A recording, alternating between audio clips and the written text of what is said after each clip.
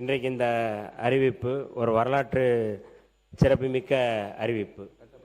மாண்புமிகு பேரவைத் தலைவர் அவர்கள் சொன்னதைப் போல இந்த அவையில் ஒரு தலைவனுடைய கண்ணியத்தை அல்லது தலைவனுடைய செயல்பாட்டை இந்த நாடே மெச்சிக்கக்கூடிய வகையில் நம்முடைய மாண்புமிகு முதல்வர் அவர்கள் அறிவித்த இந்த அறிவிப்பு மிக முக்கியமான அறிவிப்பு, வரலாற்று சிறப்புமிக்க அறிவிப்பு. இந்த அறிவிப்புகளில் நான் வியந்து பார்ப்பது, வடசென்னையில் 300 கோடி மதிப்பீட்டில் 400 படுக்கைகள் கொண்ட ஒரு பன்னோக்கு மருத்துவமனை அமைத்திருப்பது என்பது மிகுந்த வரலாற்று சிறப்புமிக்கது, வரவேற்புக்குரியது. ஏனென்றால் வடசென்னையிலிருந்து வருகின்ற மக்கள் எத்தகைய மக்கள் என்று எல்லோருக்குமே தெரியும்.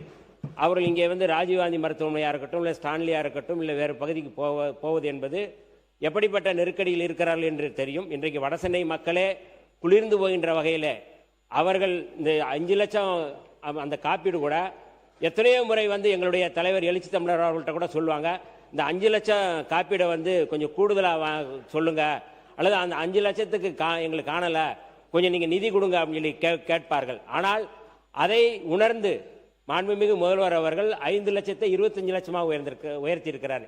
இது எப்படின்னா, ஔவையார் சொல்லுவாங்க, நோவா, அதாவது வந்து ஏவா மக்கள் மூவா மருந்து என்று சொல்வார்கள். ஏவா மக்கள்னா நீங்கள் மக்கள் வந்து ஏவாமலே கொடுக்குறாங்க அப்படின்னா அவர்களுக்கு மூப்பே இல்லை. ஔவையார் சொன்ன பாடு. அப்போ மக்களுடைய உணர்வு அறிந்து அல்லது மக்களுடைய மனதறிந்து இன்றைக்கு மாண்புமிகு முதல்வர் அவர்கள் இந்த அறிவிப்பை அறிவித்திருக்கிறார்கள்.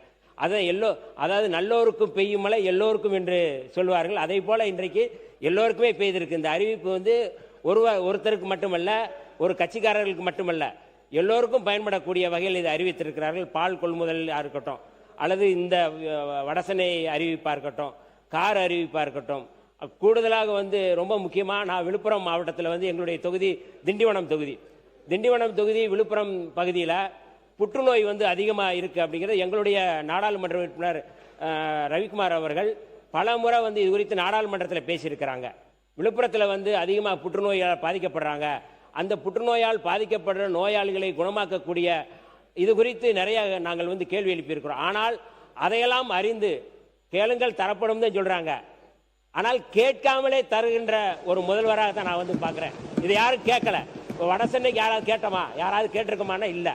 ஆனால் புற்றுநோய் தொடர்பாக, புற்றுநோய் தடுப்பு மையம் தொடங்குவது தொடர்பாக, அது அறிவிப்பு தொடர்பாக யாராவது கேட்டிருக்கிறோமா? இல்லை. அப்போ ஒரு பைபிளில் சொன்ன வசனத்தை விட கேட்காமலே தரக்கூடிய ஒரு மாண்புமிகு முதல்வர் அவர்கள் நமக்கு கிடைத்திருக்கிறார்கள்.